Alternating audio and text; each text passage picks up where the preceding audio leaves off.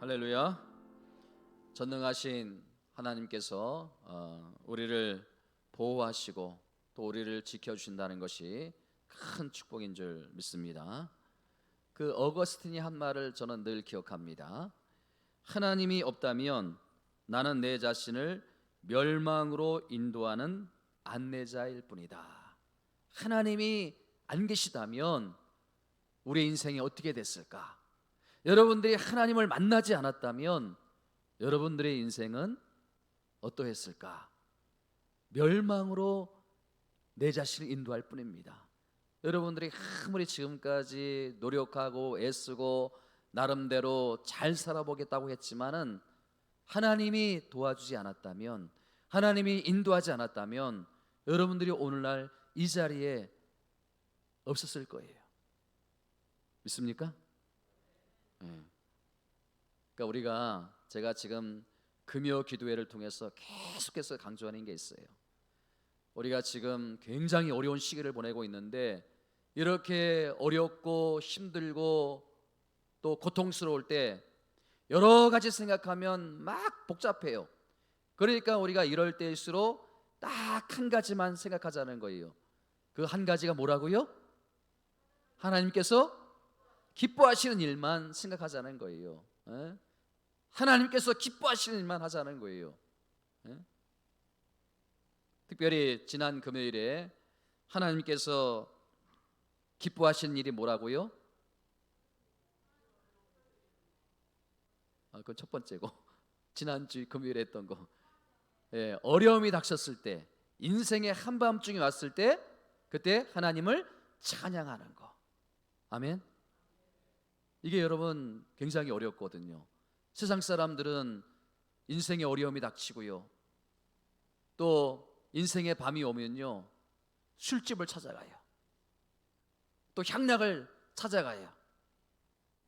극한 사람들은 마약을 해요.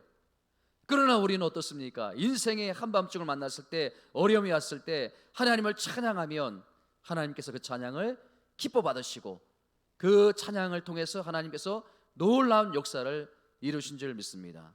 여러분, 삶이 어렵고 힘들수록 우리가 하박국 선지자가 드렸던 찬양의 고백을 드리자는 거예요.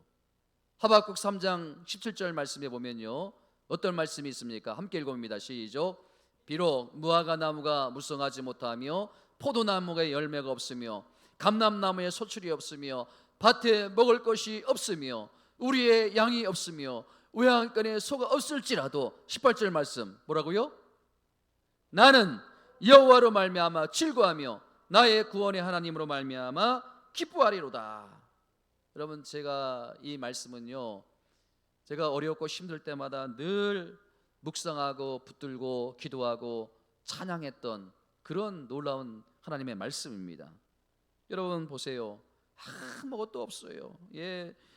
뭐 열매도 없고요, 또 열심히 살아도 또 소득이 없고요, 되는 일이 없고요, 실패하고요, 현실적으로는 너무너무 답답한데 일이 산적해 있는데 어떻게 그런 상황들과 상관없이 무관하게 내 내면에 여전히 기쁨과 즐거움과 감사가 일어날 수 있겠는가? 그 비결이 뭔지 아십니까? 하박국 3장 19절 그 말씀이 자막에는 뜨지 않지만 한번 따라합니다. 주 여호와는 나의 힘이시라. 아멘. 주 여호와는 나의 힘이시라. 그 하나님 때문에. 여러분, 이 세상에는요 두 종류의 부류의 사람들이 있어요. 하나는요, 첫 번째 부류의 사람들은요 외적인 무엇에 영향을 받고 사는 사람들이에요. 무화과 나무에 그 열매가 풍성하고 또 포도나무에 열매가 많고 감람나무에 소출이 많으면 행복해요. 즐거워요. 근데 그렇지 않으면 금방 절망의 나락에 빠져가지고 원망하고 불평하고 그런 외적의 영향을 받고 사는 사람들이 있는가 하면 또 한 부류의 사람들은요 그 외적인 상황에 전혀 영향을 받지 않는 그런 사람들이에요. 그러니까 그 외적인 그런 부분들이 일어날지라도 그 내면에 그것을 이겨낼 수 있는 그 동력이 있어요. 그게 뭐냐면 기쁨이라는 거예요. 기쁨. 그러니까 여기 보세요. 하박국 선지자가 주 여호와는 나의 힘이시라, 그 내적인 동력이 그 외적인 것에 응수해서 싸워서 이겨내는 거 아닙니까? 예? 그러니까 외부적인 환경에 자주지 않는 인생. 가만히 보면요, 이 두 번째 분류의 그 인생을 사는 사람들이 굉장히 많아요. 믿는 그리스도인들이 그 두 번째 부류의 인생에 사는 이 대표적인 케이스가 그 사도 바울이 아닙니까? 바울은요, 고린도후서 6장 10절 말씀, 제가 늘 또 강조하는 말씀이 아닙니까? 참 희한한 말씀이에요. 같이 한번 읽어보겠습니다. 시작. 근심하는 자 같으나 항상 기뻐하고, 가난한 자 같으나 많은 사람을 부유하게 하고, 아무것도 없는 자 같으나 모든 것을 가진 자로다. 여러분 보세요. 여기에서 근심이라는 감정하고 기쁨이라는 이 감정은 대치되는 거 아닙니까? 내 안에 그런데 항상 이 감정이 공존해 있는 거예요. 대치가 되지만 항상 내 안에 공존해 있는 것이 아닙니까? 근데 여러분, 두 감정이 내 안에 동시에 존재하는데, 근데 우리가 살다 보면요, 여러분 인생에 얼마나 많은 어려움이 있습니까? 근심이 되는 일이 있고요, 낙심이 되는 일이 있고요, 어려움이 찾아오고 있고요, 슬픔이 있고요, 상처가 막 우리 감정을 짓누를 때 그것을 응수해내는 엄청난 내 내면에 동력이 있다는 거예요. 예? 그 동력이 뭐라는 거예요? 여러분 보세요. 근심하는 자 같으나, 세상 사람들은요, 근심이 찾아오면요, 어려운 일이 찾아오면요, 그것을 응수할 수 있는 힘이 없기 때문에 금방 근심에 빠집니다. 근심으로 살아가요. 그러나 믿는 그리스도인들은 어떻게 합니까? 그 근심을 응수해낼 수 있는 내면에 동력이 있다는 거예요. 에? 그래서 바울이 이런 고백을 하는 거예요. 근심하는 자 같으나 항상 기뻐하고, 가난한 자 같으나 많은 사람을 부유하게 하고, 아무것도 없는 자 같으나 모든 것을 가진 자로다. 제가 너무 좋아하는 말씀이에요. 숙제를 드립니다. 다음 주까지 다 암송해 오세요. 이거 쉬워요. 암송하는 거 어렵지 않아요. 적어도 우리가 믿는 그리스도인이라면 이 한 절 정도는 좀 암송하고 있어야 되지 않겠습니까? 예? 같이 한번 큰 소리 읽어봅니다. 시작. 근심하는 자 같으나 항상 기뻐하고, 가난한 자 같으나 많은 사람을 부유하게 하고, 아무것도 없는 자 같으나 모든 것을 가진 자로다. 여러분, 예수 믿는 저와 여러분들에게도 근심이라는 게 자주 찾아오잖아요. 그렇지 않아요? 근심이라는 게 자주 찾아오잖아요. 예? 사업에 실패를 해서 부도가 나기도 하고, 다니던 직장에서 실직을 당하기도 하고, 경제적인 어려움이 와가지고 쪼들려 와가지고 가난하게 살 때도 있고, 이 근심이라는 게 수시로 찾아와요. 근데 정말 중요한 것은요, 이 외부적인 그 어떤 실패와 외부적인 어려움과 외부적인 낙심, 어떤 그런 상황이 두어진다 할지라도 예수 믿는 사람의 내면에는 절대 빼앗기지 않는 그런 기쁨이 있다는 거예요. 이게 바로 그리스도인의 능력이고 그리스도인의 힘이, 주 여호와는 나의 힘이시라. 하박국 선자의 고백. 여러분, 이 근심하는 자 같으나 항상 기뻐하고, 이거를 현대인의 성경을 보니까요, 이렇게 기록하고 있더라고요. 우리의 마음은 상처를 받으나 주님이 주시는 기쁨으로 가득 차 있습니다. 여러분, 우리가 상처를 주고 상처를 받지 않을 수가 없지 않습니까? 부부지간에도 늘 상처를 주고 상처를 받고, 가족 식구들끼리도 상처를 주고 상처를 받고. 그런데 여러분, 우리가 그 상처 속에서도 주님이 주시는 기쁨이 내 내면에 가득 찬 그런 인생으로 믿는 그리스도인들은 살아갈 수 있다는 거 아닙니까? 그래서 요즘 저는요, 마음의 소원을 가지고 늘 기도합니다. 우리 8교회 들어오는 모든 성도님들에게 우리 하나님 기쁨을 충만하게 주시고 놀라운 행복한 삶을 살 수 있도록 하나님 인도해 주십시오. 여러분, 저는요 진짜 여러분들이 행복해지길 바랍니다. 아멘 안 하신 분들은 불행해지시기 바랍니다. 다시 한번, 여러분 모두가 행복해지시길 바랍니다. 정말 여러분들이 행복해지시길 바랍니다. 예? 여러분, 우리는 연약하지만 하나님이 우리에게 강함이 되어주심으로 말미암아 우리는 행복한 인생들이 될 수 있는 거예요. 근심하는 자 같으나 항상 기뻐하고, 우리 마음이 늘 상처를 받으나 주님이 주시는 그 기쁨으로 가득 찹니다. 이러한 신비로운 고백이 저와 여러분들에게 늘 있어지기를 주님의 이름으로 축원을 드립니다. 저는 오늘 이 본문을 이런 관점에서 좀 살펴보려고 하는데요.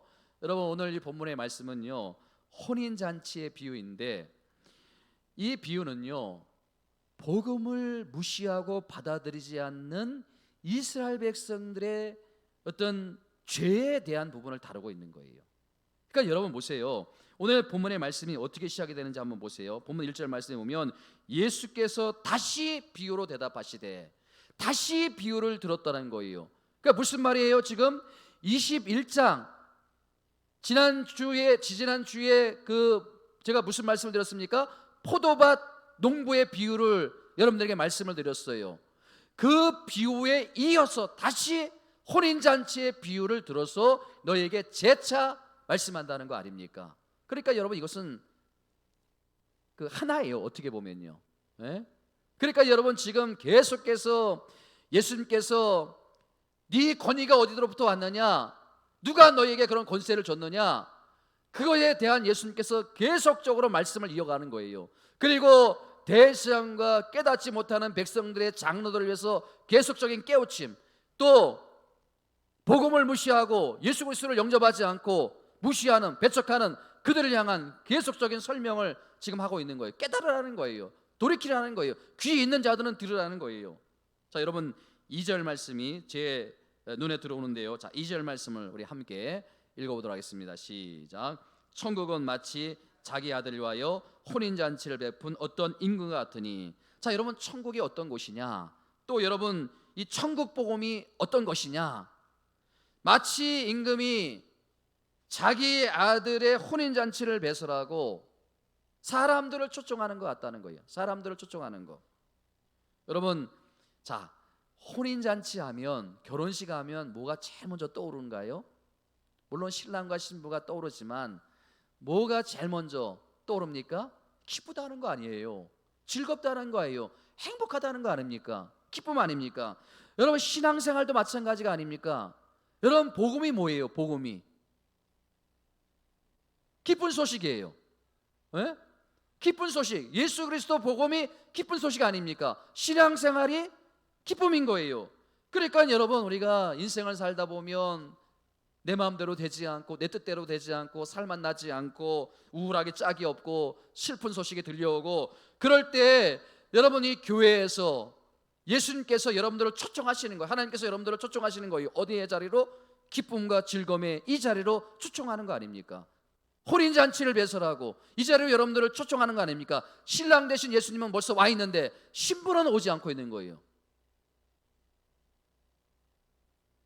제가 이 우리 교회를 이렇게 가만히 보면요, 참 이 목회자로서 고민이 되는 게 있어요.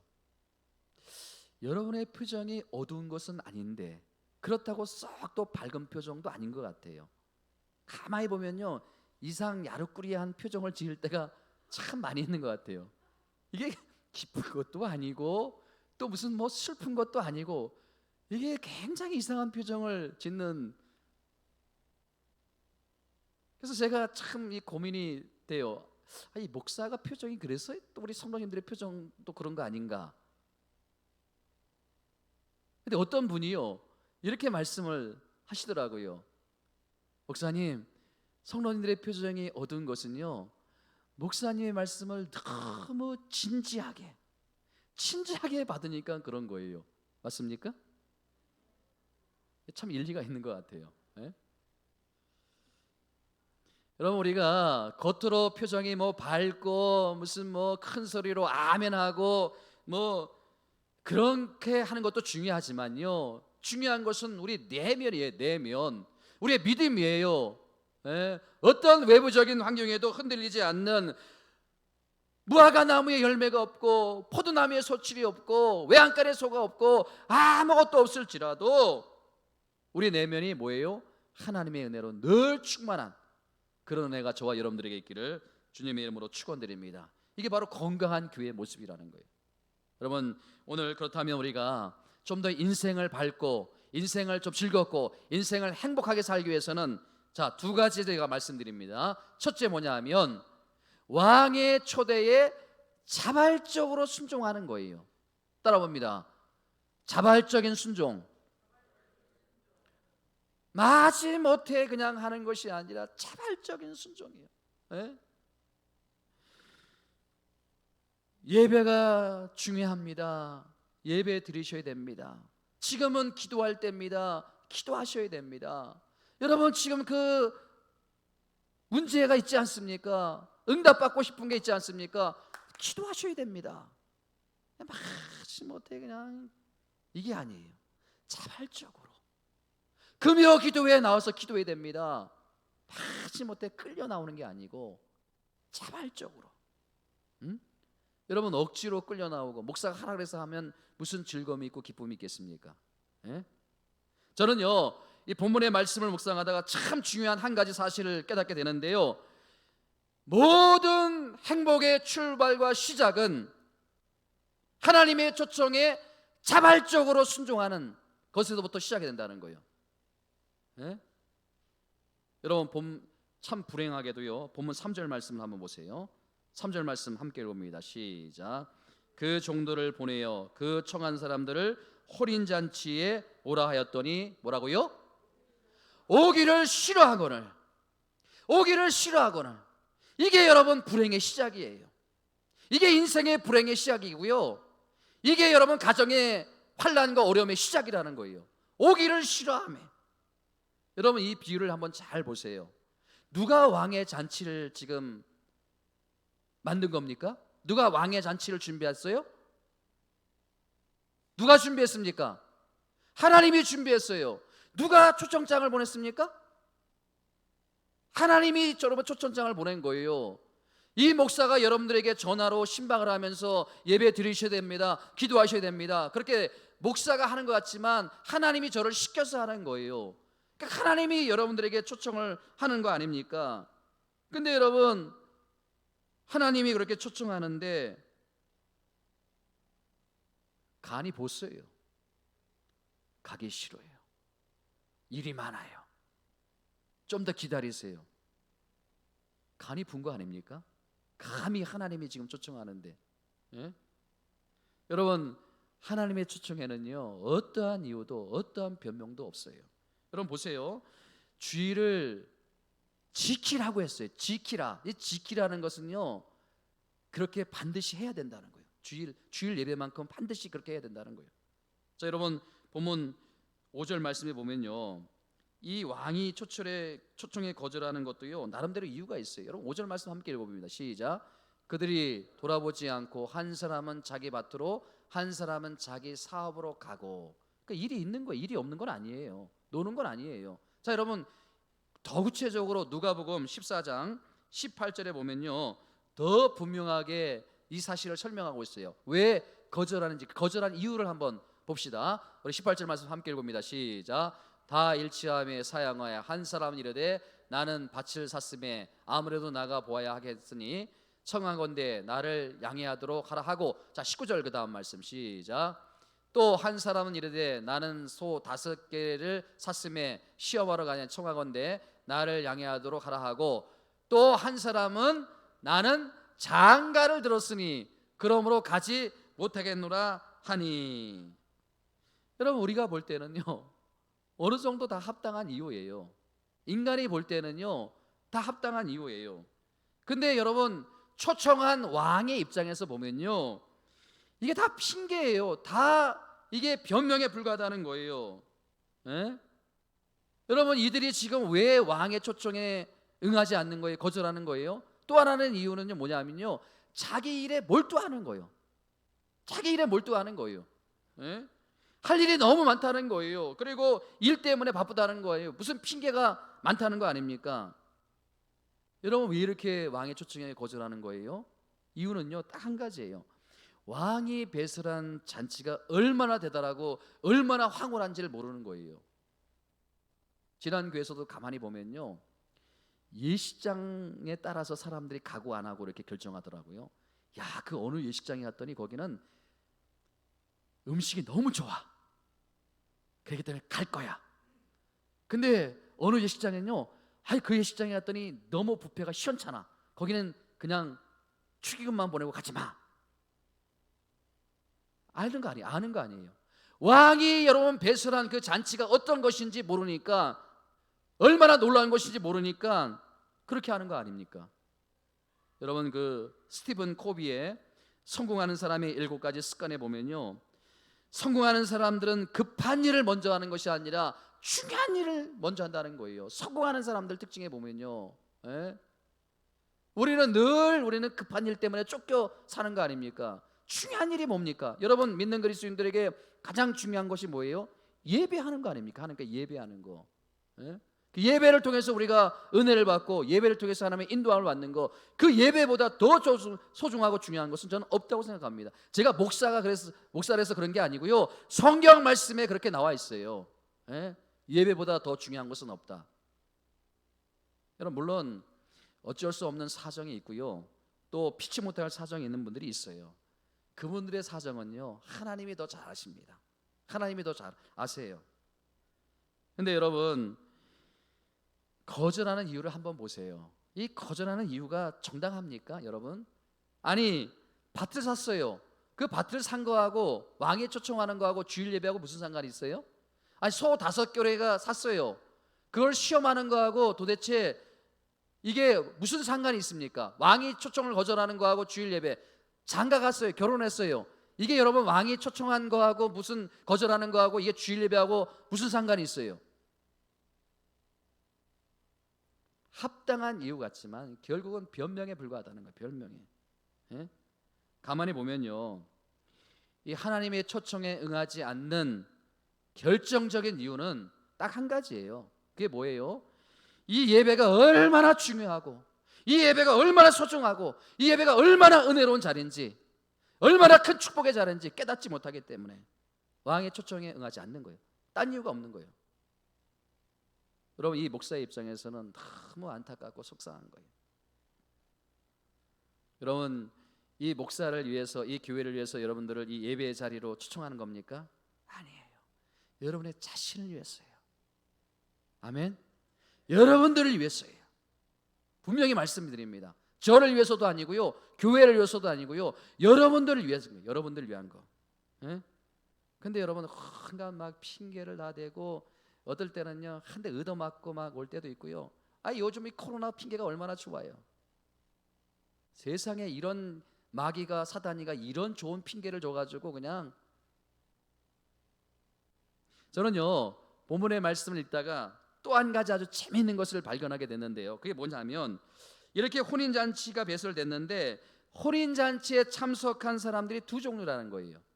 자, 첫 번째는 누구냐면요, 손님들이에요. 손님들, 초청에 응한 손님들. 응하지 않은 손님들도 있는데 응해서 온 손님들이 있고요, 또 한 부류의 사람들은요 그 잔치를 위해서 수고하는 종들이에요. 여러분 이 둘에는 공통점이 없어요. 어떻게 보면 공통점이 없어 보입니다.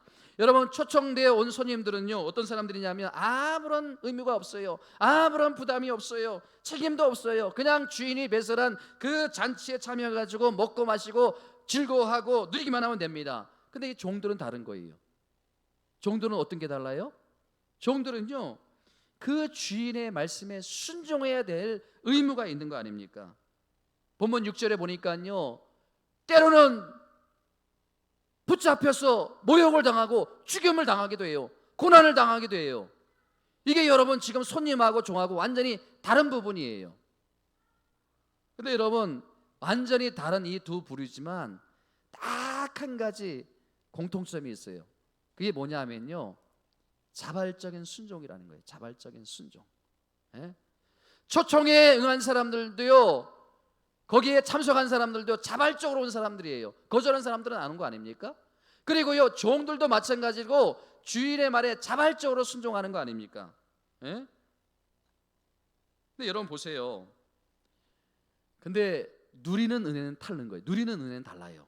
여러분 손님들로 온 사람들은요 앉아서 먹고 즐기고 그러다가 야, 이 좋은 포도주를 도대체 어디서 난 겁니까? 야, 이 좋은 음식들은 다 어디서 난 겁니까? 뭐 이렇게 그렇게 즐기기만 해요. 그런데 여러분 보세요. 근데 여러분 보면요, 이 종들은 다른 거예요. 이 종들은요, 제가 그 좋아하는 성경 구절 중에 가나 혼인 잔치, 요한복음 그 가나 혼인 잔치가 나오는데요, 요한복음 2장 9절에 보면요, 이런 말씀이 나옵니다. 요한복음 2장 9절 함께 읽어봅니다. 시작. 연회장은 물로 된 포도주를 맛보고도 어디서 난지 알지 못하되 물을 떠온 하인들은 알더라. 그 초청되어 온 손님들은 아무도 몰라요. 그 포도주가 그렇게 맛있는지, 왜 이렇게 맛있는지, 이게 어디서 났는지 몰라요. 근데 누구는 알아요? 물 떠온 하인들은 알더라. 여러분 보세요. 이 예배, 이 혼인잔치에 초청이 되어 온 손님들로 온 사람들, 이게 누구를 말하는지 아세요? 내 마음이 내킬 때는 오는 거예요. 내 마음이 내킬 때는 와가지고요, 앉아가지고 그냥 자기 나름대로 위안을 받고 즐기고. 근데 거기까지예요. 거기까지예요. 왜 이러한 신비한 은혜가 오는지, 왜 이러한 놀라운 은혜가 임하는지 전혀 알지 못하고 깨닫지 못해요. 근데 누구는 알더라? 물 떠온 종들은 알더라. 이 종들이 누군지 아세요? 이 예배의 자리를 늘 지키는 사람들이에요. 네?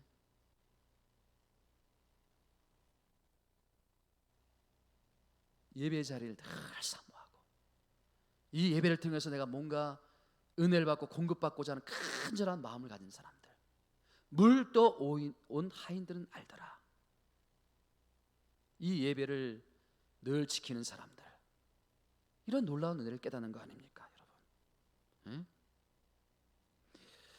어떤 분들이 저에게 이런 질문합니다. 어떤 분이요, 목사님 도대체 헌금은 어떻게 하는 거예요? 제가 간단하게 얘기했어요. 헌금은요, 자발적으로 하는 거예요. 자발적으로. 누구에 강요해서 하는 게 아니고 자발적으로 하는 거예요. 절대 부담감 갖지 마세요. 자발적으로 하는 거예요. 오늘날 많은 사람들이, 세상 사람들이 헌금 때문에 교회 못 오는 사람들이 있어요. 여러분, 그 부담감 가질 하나 필요가 없는 거예요. 헌금을 자발적으로 하는 거예요. 네? 누구에 강요해서 하는 게 아니고. 여러분, 주의를 어떻게 지켜야 합니까?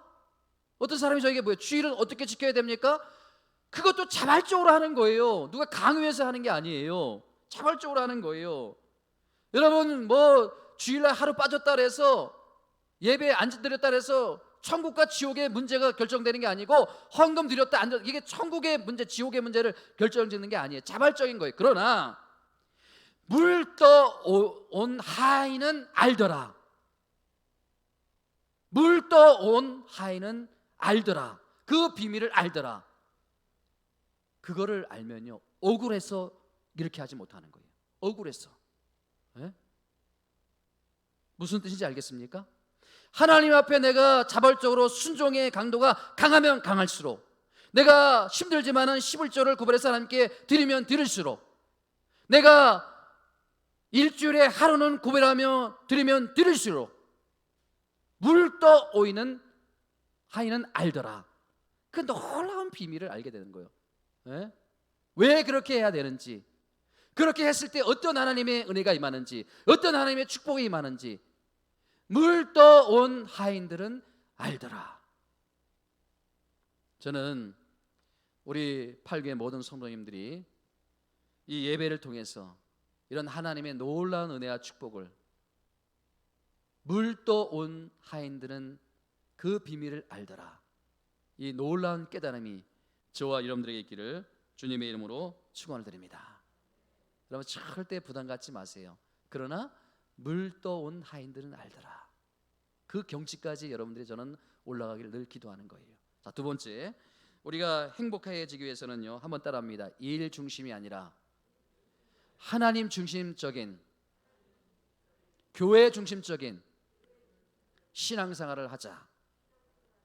자, 오늘 본문의 말씀에 제가 특이한 부분을 또 발견하는데요. 자, 4절 말씀을 함께 읽어봅니다. 4절 말씀 시작. 다시 다른 종들을 보내어 이르되, 청한 사람들에게 이르되, 내가 오찬을 준비하되 나의 소와 살찐 짐승을 잡고 모든 것을 갖추었으니 혼인잔치에 오소서 하라 하였더니. 자, 여러분, 어떤 상황입니까? 첫 번째 초청을 했어요. 근데 응하지 않았어요. 그러니까 다른 종들을 보내요. 응? 근데도 거절을 해요. 여러분 보세요. 지금 초청한 왕이 볼 때는 정말 괘씸한 게 아닙니까? 이 왕이 초청을 한 거예요. 여러분, 만약에 우리나라 이 대통령께서 여러분들을 청와대로 초청을 했어요.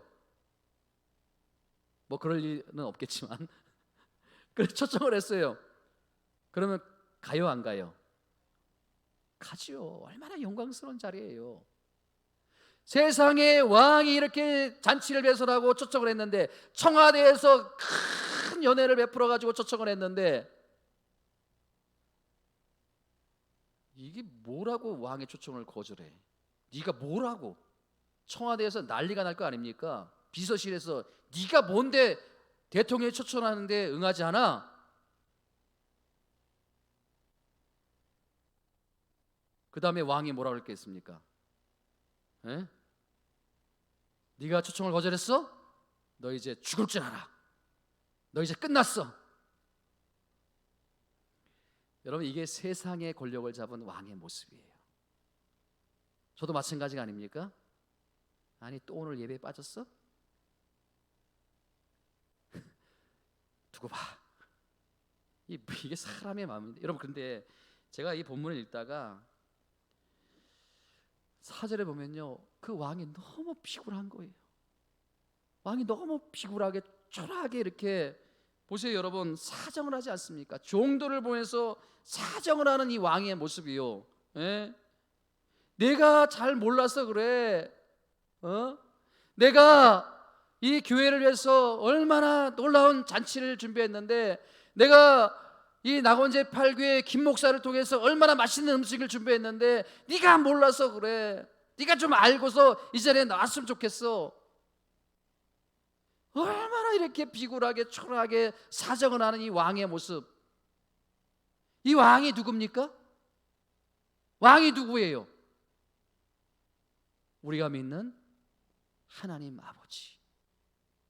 천지 만물을 창조하시고 이 우주 만물을 창조하시고 그 권위를 가지신 그 하나님, 우리의 말 한마디면 우리 생명은 오늘로 이 순간으로 끝날 수 있는 그런 권위를 다 내려놓으시고 사정을 하시는 그 초라한 피굴하기 짝이 없는 그런 모습으로,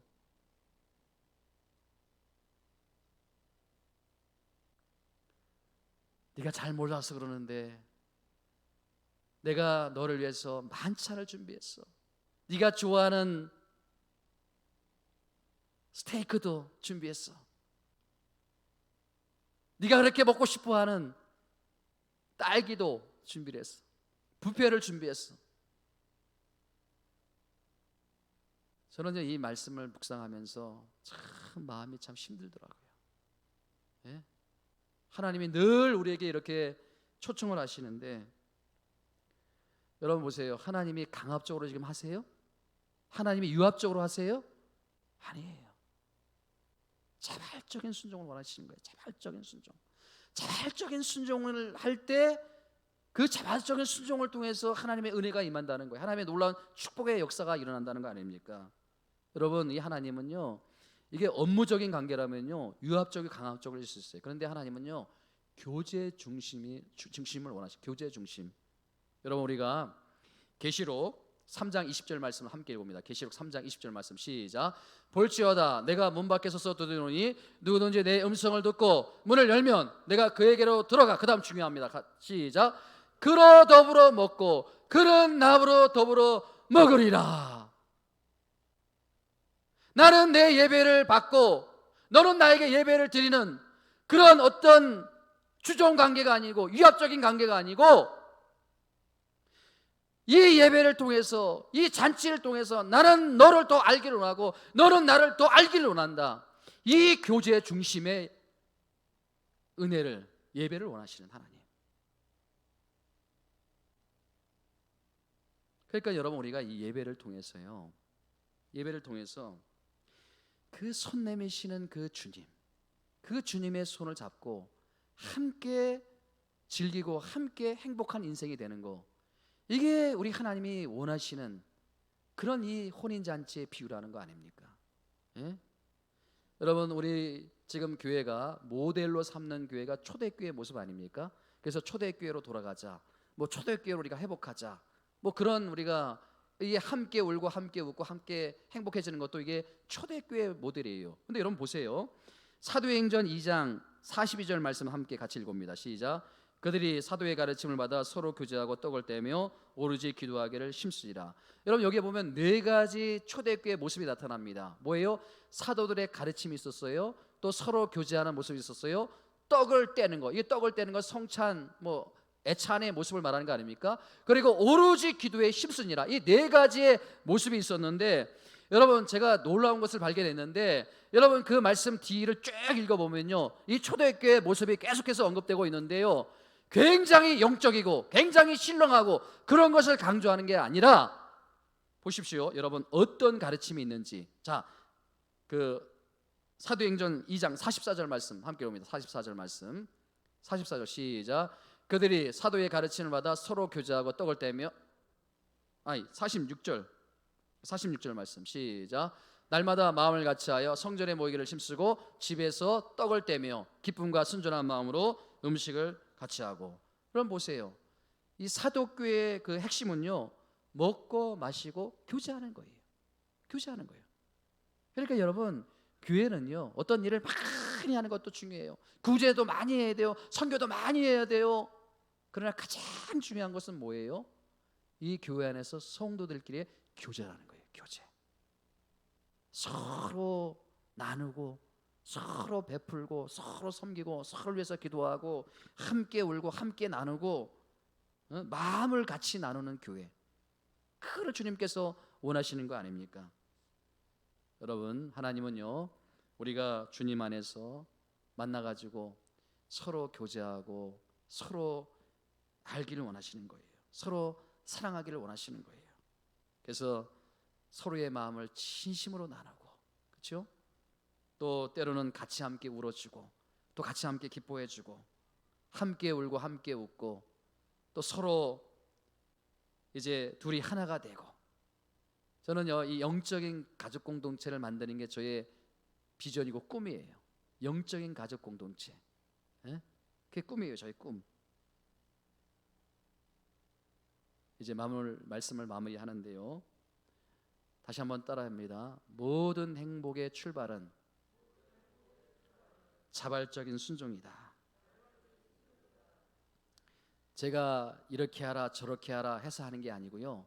여러분들이 자발적으로 왕이 초청했으면 정말 자발적으로 나아갈 때 왕이 준비한 혼인잔치에서 주는 기쁨과 즐거움과 행복을 맛볼 수 있다는 거 아닙니까? 여러분 하나님께서 저와 여러분들을 위해서 준비한 이 혼인잔치, 이 예배에 언제나 자발적인 순종을 통해서 먼저는 하나님과의 관계가 회복되고 그 다음에 함께 잔치에 참여한 우리 모든 성도님들이 하나가 돼서 아름다운 교제를 이루어가지고 그래서 환경을 뛰어넘는 기쁨이 저와 여러분들에게 충만하게 임하여지기를 주님의 이름으로 축원을 드립니다. 우리 찬양 부르고 함께